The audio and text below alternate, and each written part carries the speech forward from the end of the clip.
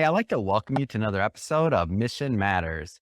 My name is Adam Torres, and if you'd like to apply to be a guest on the show, just head on over to missionmatters.com and click on Be Our Guest to apply. All right, so today I have Don King on the line, and he's President and CEO of Impact Workforce Solutions. Don, welcome to the show.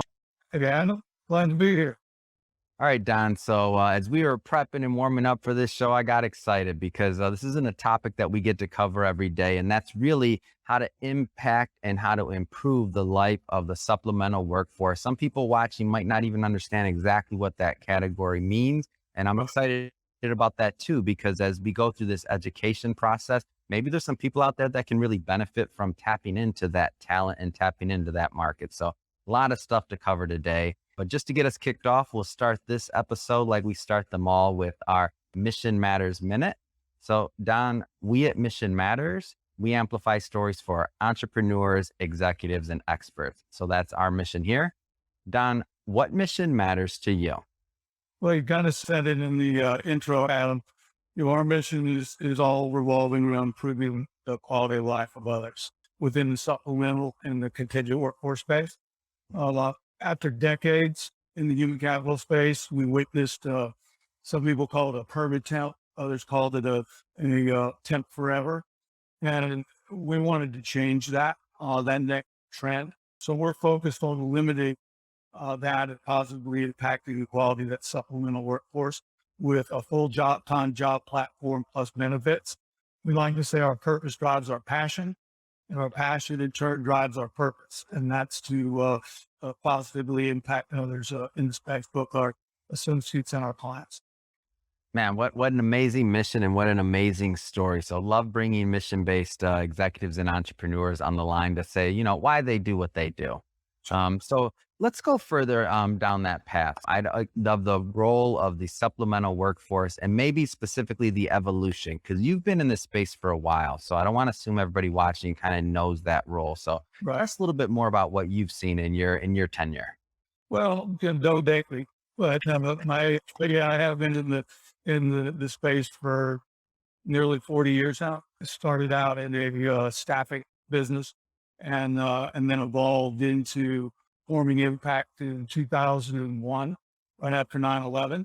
And it's been an interesting journey to see the evolution of both industries. Impact being a professional employer, and my other company, which was in the traditional staffing business.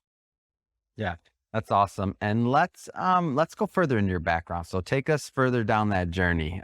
Because you have some interesting stories here. Yeah, well, I appreciate it. So I started in the staffing business in the late 80s.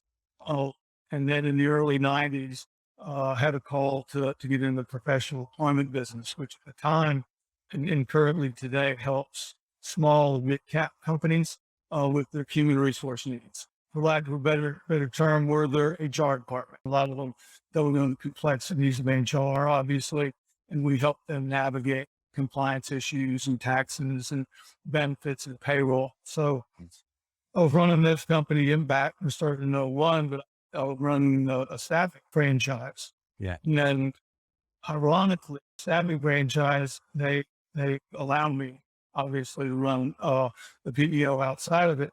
And then we created a solution which we call Core 2. And I think we're going to get into that, Adam, just a little bit earlier in the show. But so we started developing both companies coming through the 2000 decades. And ironically, one of the founders said, Don, I think you got something here. Why don't you, grow it and prove it out? I said, absolutely. And in 2012, I guess it was, I executed a non-disclosure with that company and showed them what we were doing. They passed. They said, sounds good, but we don't want to be in the PPO business. And no worries, I'm a sales guy. So I kept on improving the quality of life there and finding people jobs and staffing. And then in 2015, after we got the platform successful. And just to make sure I understand this, so you gave them first right at kind of at the venture. Does that sound, am I accurate on that? Absolutely. Yeah. Full disclosure. And then actually I presented to their executive. Wow. And so everybody's aware of it. So 3 years later, I get a call and they say, look, we could do what you want to do, Yeah. So therefore you're violating your non-compete. And I was like, what? you know, are you serious? And they were like, what? And so I didn't think much of it. I've been with that organization for 30 plus years. And, but They could, just to make sure I understand that though, they could do it, but they weren't at that time doing it. So it's like possibly. So it's like if I was to tell my employees, if an employee comes to me and says, "Hey, Adam, I have a blog that I want to launch, or I have a podcast I want to launch." Let's be more specific. So I have a podcast I want to launch. You can head this, like, full disclosure. We can launch the podcast under Mission Matters. We can do all these other things. Like we can create a rev share, whatever we want to do. Like right, you have first right at this. And I tell my employee, I'm like, no, I don't want to launch that podcast. I appreciate it, but you have my, like, go do it if you like to. And then I go back to the employee and say, you know what? We can launch a podcast. So, yeah, you're violating your NDA, right? Because they have to sign an NDA. So in our case, so it's like you're violating your NDA because you have trade practices on how to launch a podcast from our company. Like, exactly. I said, no, like, you don't get both. Go ahead. I just had to make sure I understood this because this is, It's kind of a crazy story. So I was like, really? And eventually 2 weeks later, I get served a lawsuit and I'm like, what is going on? So I call the headquarters, talk to yeah, folks, and one of the founders said, Donnie, he's one of the people who involved me, Donnie. He said, don't worry about it. We'll get this taken care of. Well, long story short, it wasn't taken care of. And I was forced into a 3-year loss under that false narrative, defending myself. And I'll tell you, Adam, I didn't know much about lawsuits because I'd never been in one before. Outside of employment lawsuits, which we're experts at that Benji knows, I got a valuable lesson through it all. It doesn't matter whether your position's right or position's wrong. It's who has the most money. And so their end goal was to try and run me out of business financially. And it was extremely frustrating because I often tell people, you can always go out and make more money. But when you lose the trust of people that you worked with for 30 years yeah, and produced at the highest level for, emotionally, it's a devastating. That was probably the worst piece of the whole 3-year suit, was just unbelieving that this could be happening. But yeah, that poured a lot of coal to the fire to try and push me out of business. And in the end, there's a little validation towards the end when we were finally got them to come to the negotiating table. The federal judge who was mediating, I remember this very well. He read both arguments, summaries from both sides, and he finished, and we all sat in there, and they had a room full of lawyers. I had me and my little two, and we're sitting there, big conference table, and lawyer looks at their side. They said, we really appreciate the summaries, but hmm, somewhat confused. It doesn't appear to me that you should be suing this man. You should be in business with him. And that's I how was thinking, yeah, their shoulders kind of swung and mine kind of raised up a little bit, but in the end, it was very hard because I have a lot of good friends in that whole system. yeah. And I don't think most any of them knew what happened. And Oh, so, wow. so perhaps now they'll get a little bit more glimpse into what we're all about, what we're doing. Yeah. And that makes sense too, because when you're going through that, number one, you don't want to drag people in. You obviously possibly even, like, things that you say, right? Like, can now be held against you. You're in the middle of a suit. Everything's tricky. And then Yeah. you don't want to add fuel to the fire. You just have to get through it. So you basically, correct me if I'm wrong, like, you basically lost your community there. Like the Yeah. community of individuals that you've been working with for what you said, decades or possibly. Decades, 34 years, I think. Wow. So, like, you literally lost your community and all of a sudden, like, Don's gone pretty much. Yeah. Like, what happened? Like, and they're probably like, they know you as a person and they know that you're not on the news. So nothing crazy happened. They know that, but they're I still, think I've had people tell me, we thought you just disappeared. It was like, and you were a well, top producer. So you were also, like, on stage, or like all these, I'm guessing the company has, like, different functions and things like that. So you were on stage and you've been seeing people yearly at conferences and other things, like these long relationships, and all of a yep. sudden gone. Oh yeah, they're in lawsuit. They said I could attend any of the events, conferences, all that. It was again, like I said, emotionally, Yeah. it was the worst. I had a good mentor of mine in that system, may rest in peace, Ralph Hallman, which always taught me, life roller coasters. Yeah. And when you're on the top, you better know there's a plunge coming. And when you're going down that hill, losing your stomach, you just know that you're going to be on back on the top again. So when you're at the top, you reach out and help others. So when you're at the bottom, others, reach out and help you. So I kind of put it in a box and continue to grow and grow impact and improve people's lives in that way. And so I got me through it. Then today we're smoking. Yeah.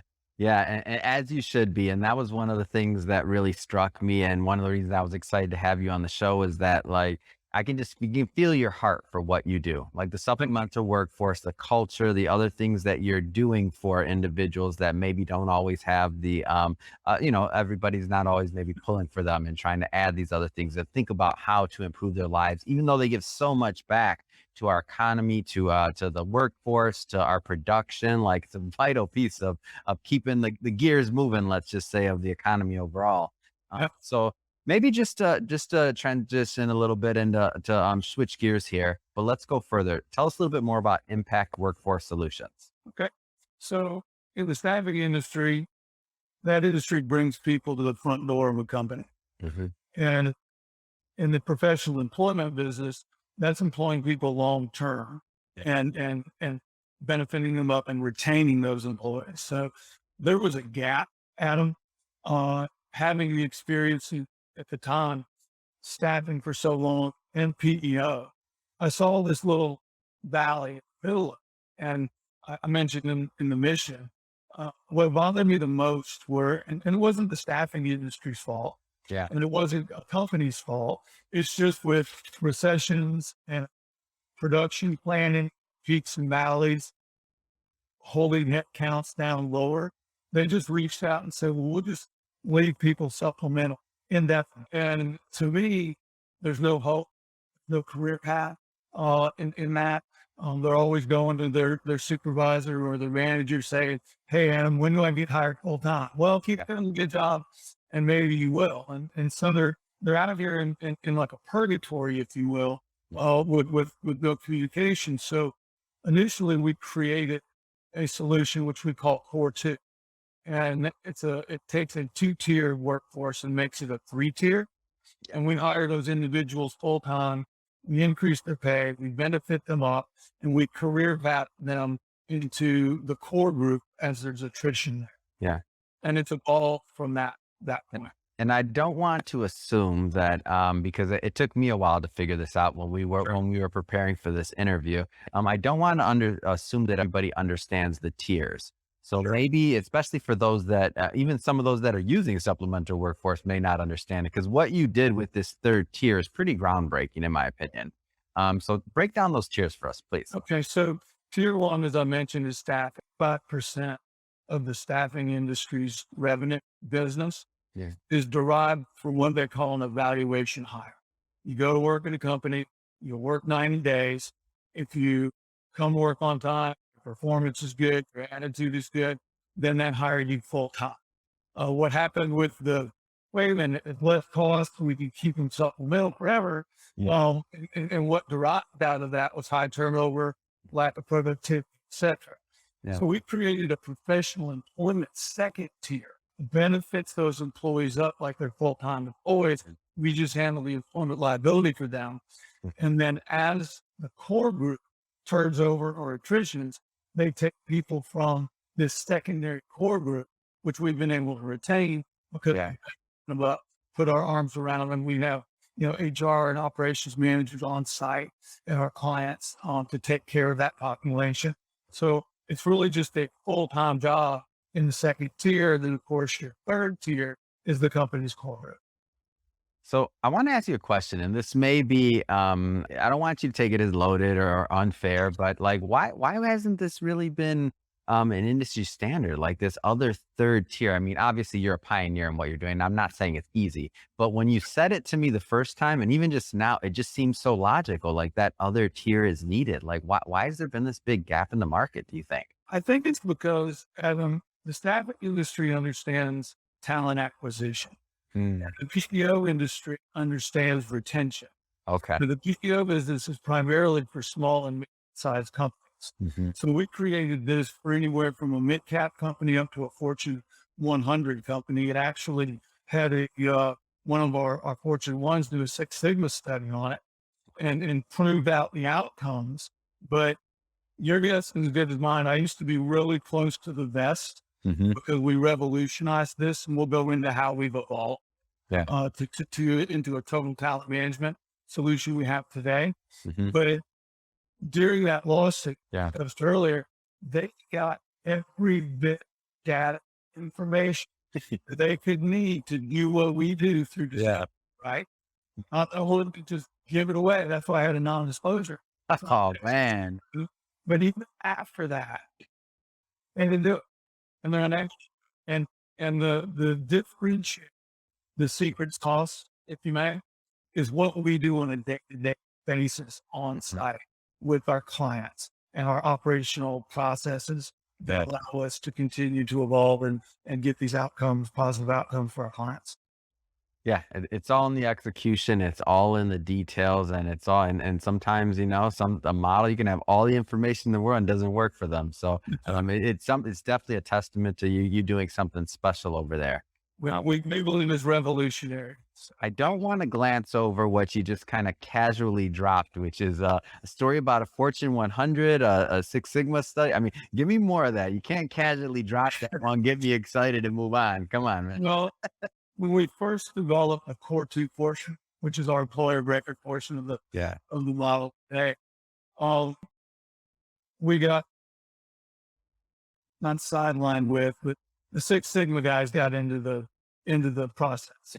And I would say that's death to sales. Because they want to hypothetically study something for 6, 9 months, Yeah. and you come back with a conclusion that is hypothetical. Now, if you're talking about manufacturing, engineering, building something, yes, because you have CAD models and you have Yeah. virtual models. But when you're talking about human capital, Hmm. then it just becomes someone's opinion Mhm. in that study. So I cavalierly suggested in a big meeting with these folks and the division president was on the call. Hmm. Why don't we and then you wrote a Six Sigma study alongside us for 6 months. Yeah. And if we don't produce the outcome we believe it will be produced. This was the first core two account we ever had. Yeah. If we don't achieve those outcomes in 6 months, we will put you back to your current state to walk away. Mhm. Well, 6 months passed. They were doing the Six Sigma study. The staffing turnover was cut in half from 67% to 30. Our core two was in the low 20s. 12 months later, we were less than 10% turnover in the core two group and less than 15% in the staffing. Because it helps both sides. And that was my confusion when the lawsuit came up because I was doing both staffing and core two, right? Yeah. That's the companies. And our outcomes were irrefutable. Better. They were working, and my staffing business was growing proportionally faster than most of my peers in the system. I think Mhm. we were, 1, 2, or 3 in production in the company. In the And entire company. the entire company of hundreds of offices. And so there was a lot of confusion there. But after that Six Sigma study validated our results, we had withdrawn something. And when that was in 2003. So we've been doing this for a little bit. Wow. Let's go further into the actual product and its evolution. So, Okay. you talked a little bit about Core 2, but let's go further. So tell us more about that evolution.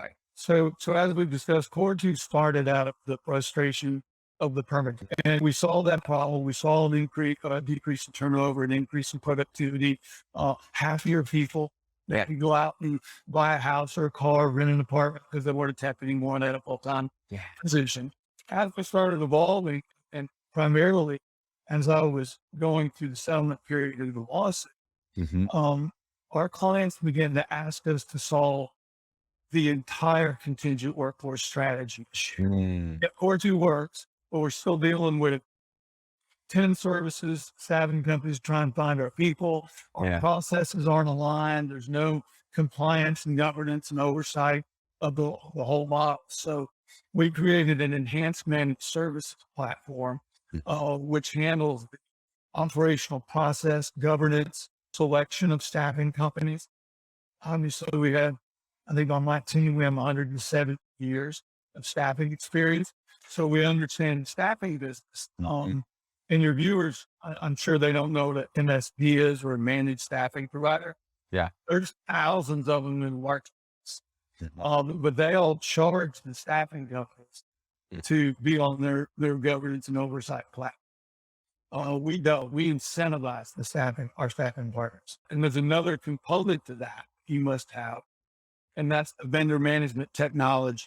And all you do is think about a big database that houses all the information from the supplemental workforce, how the employees are performing, how the vendors are performing, etc. So I developed our own technology called Clarity PMS, which is proprietary to us.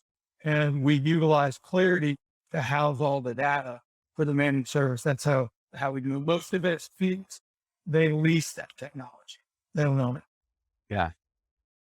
What has been, I guess I want to kind of take this from two different angles. Okay.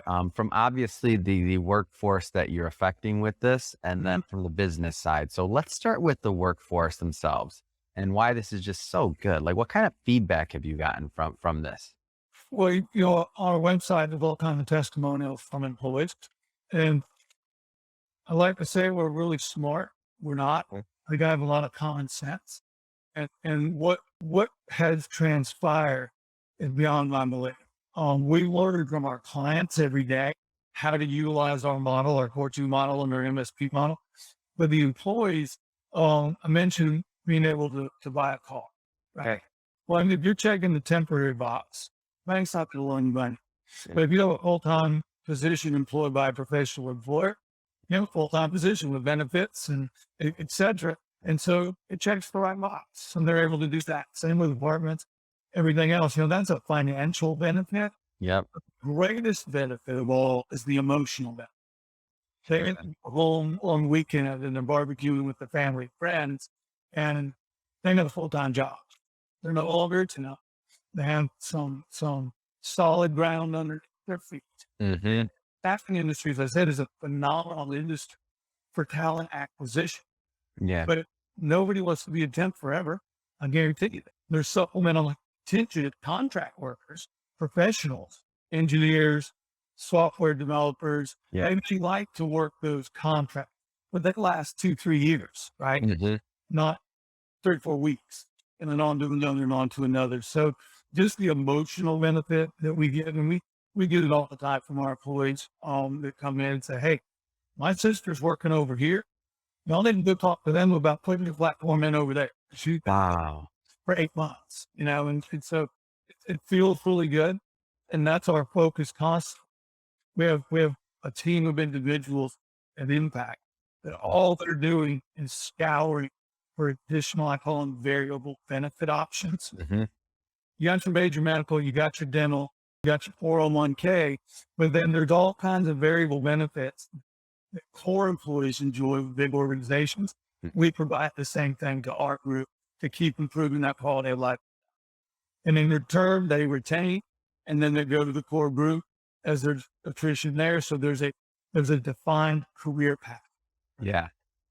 No, I can see it. And this is the thing, is that when you talk about improving the quality of life of the supplemental workforce, I mean, the proof is in the design, like the whole design, like prior to having this other level or this other tier, and especially if someone's operating, and I know there's different reasons to do this, but if you're only operating on tier 1, right, then you don't necessarily have that certainty that you're mentioning as things progress, and you're not guaranteed to be hired as a temp. Like you said, I don't want to glance over that. So 8 months as a temp, they want to, his sister, or what, I think you mentioned somebody's sister, like 8 months as a temp, and you're like, after a while that has to wear on you, and you have to keep looking. And I see how that can lead to the turnover and maybe some of the, loss in job satisfaction, and you lose some good people.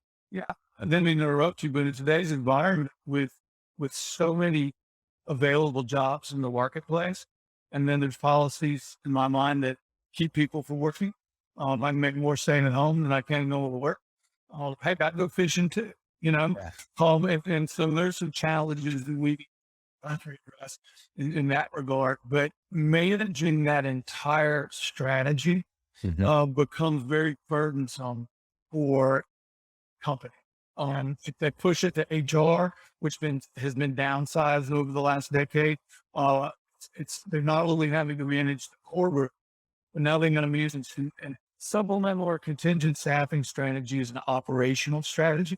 Mhm. There's human resource in it, but it is tactical, right? Yeah. Talking, tackling, process oriented.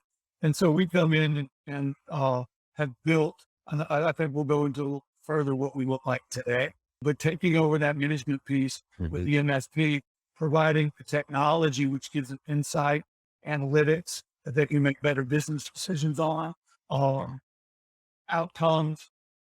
We have 10 times the retention in core two compared to staffing.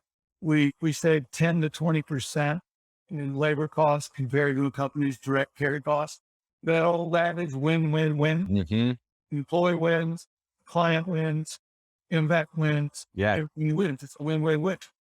You may have answered my question with those stats you just gave, so it seems pretty obvious, but I'll ask anyway. So taking that same question, what has the feedback been from the employers that use the platform?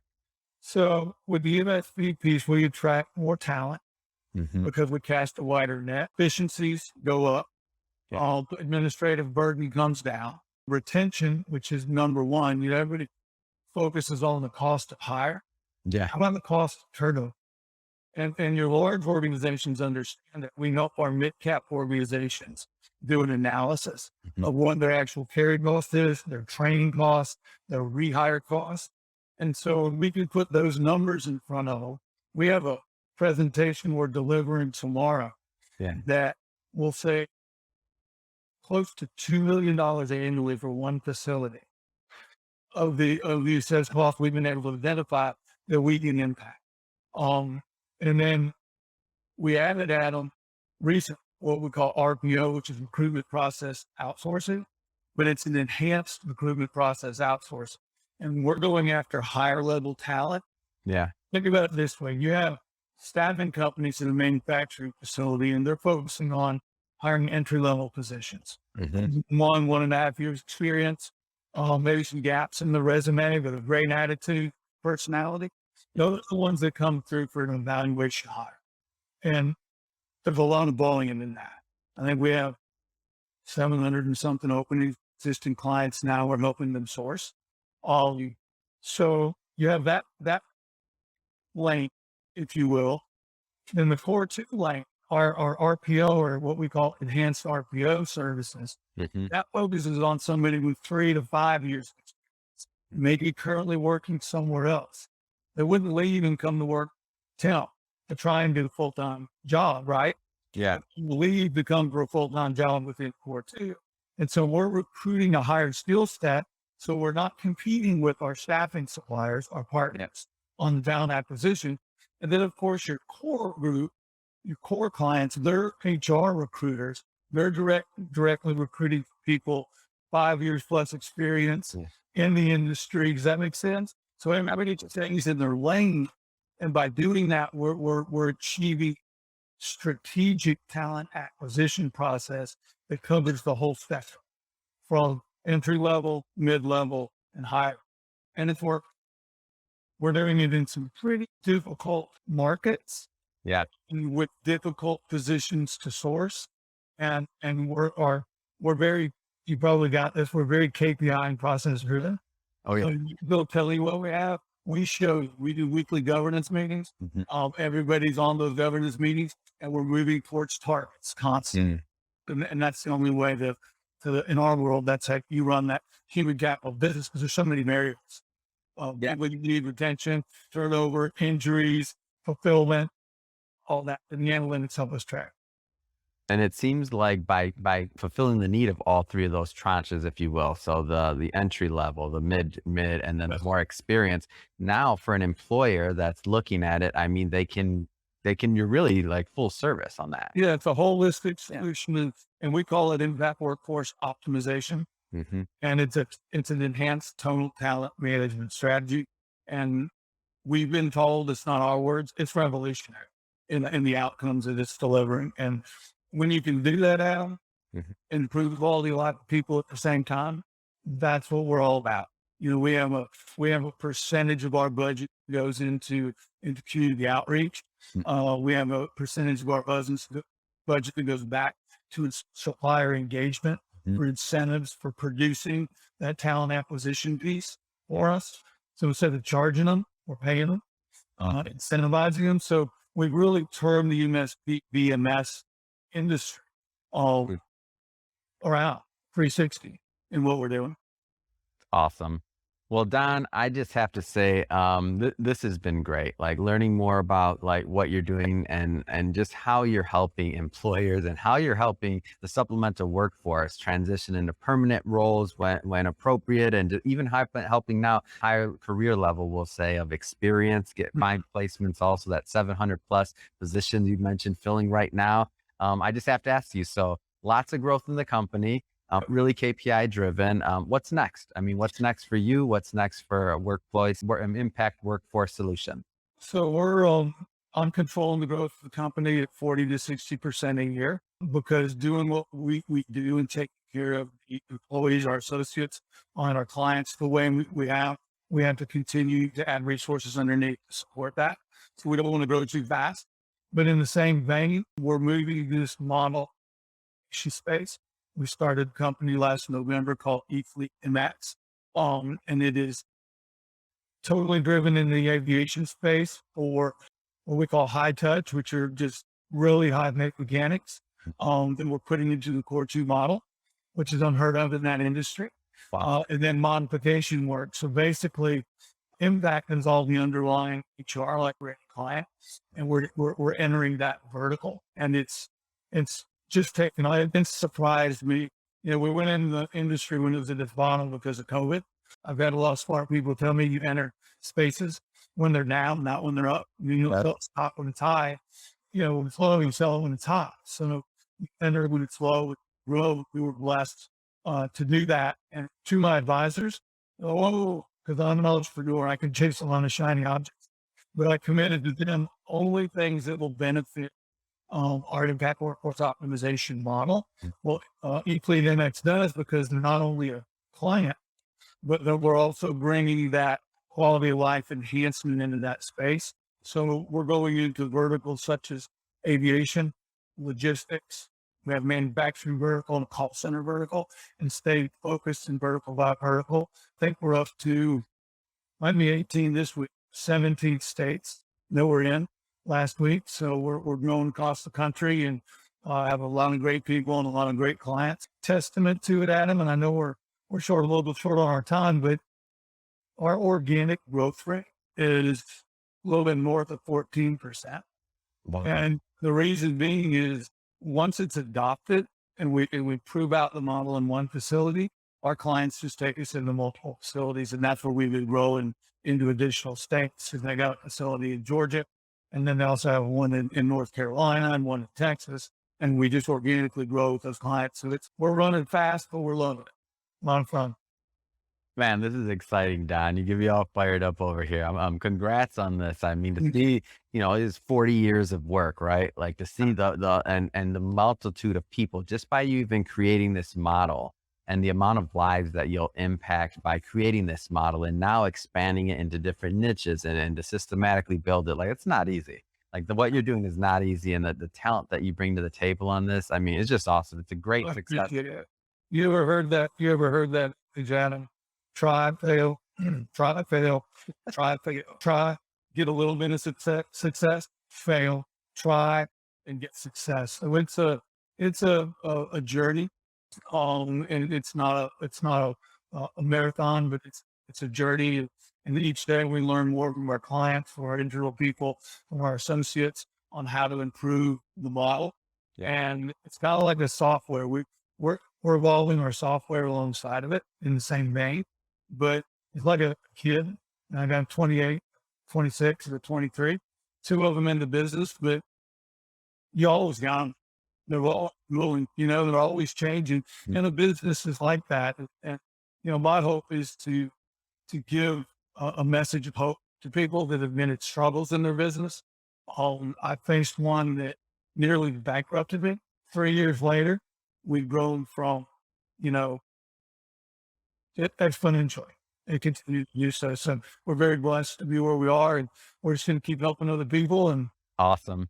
So Don, if somebody's watching this and they want to learn more about Impact Workforce Solutions, what's the best way for them to do that? social media, we're on Twitter, Facebook, and Instagram, obviously, have to be these days, and LinkedIn, but impactws.com. That's impactws.com. And we'd love to hear from you. Fantastic.